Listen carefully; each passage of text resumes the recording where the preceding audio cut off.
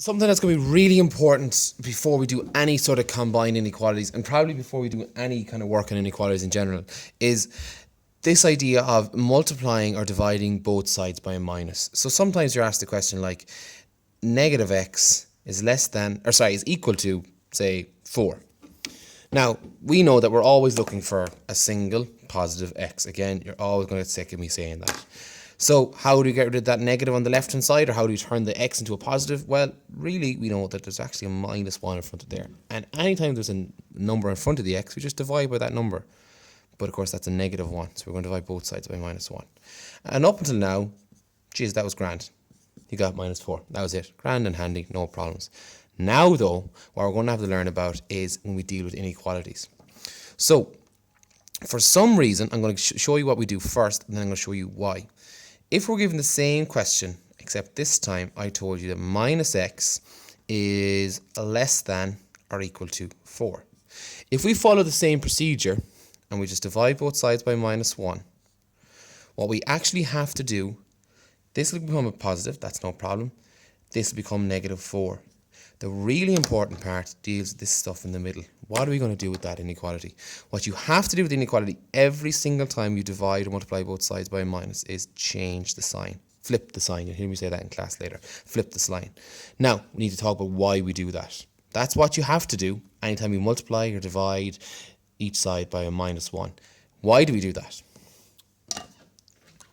Well, let's look at a proper number. Let's look at 3 and 2. We all know that 3 is greater than 2. It's obvious. You have €3, someone else has €2, you're richer than they are. Now, if I multiply both sides by 2, this time I'm going to multiply both sides by 2. Multiply the left by 2, and I multiply the top right by 2. That's the right hand side, sorry.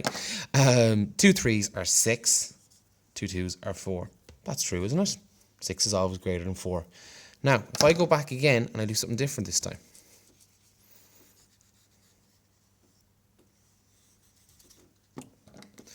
This time, what I'm going to do is I'm going to multiply both sides by a minus 2. Multiply the left by minus 2 and the right by minus 2. Because remember, we do it to the left, we must do it to the right. That's a bracket there, not a 1. So we multiply 3 by minus 2. That's going to give us minus 6. Minus by a positive gives us a minus, and 2 by 3 gives us 6. I'm going to leave this the way it is for now.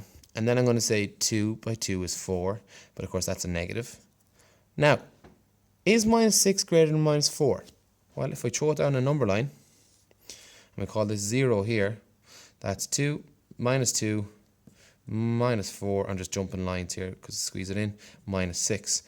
For some reason, I'm telling you that minus 6 is greater than minus 4. Well, that can't be true because the further down this number line you go, the smaller the number it gets. So that's false. And the only way to make sure this is true and the continuous remains to be true is you have to flip the sign. So it was saying it's greater than, now it's less than. And that's true. Minus 6 is less than 4. And that's why we have to flip the sign when we're doing inequalities.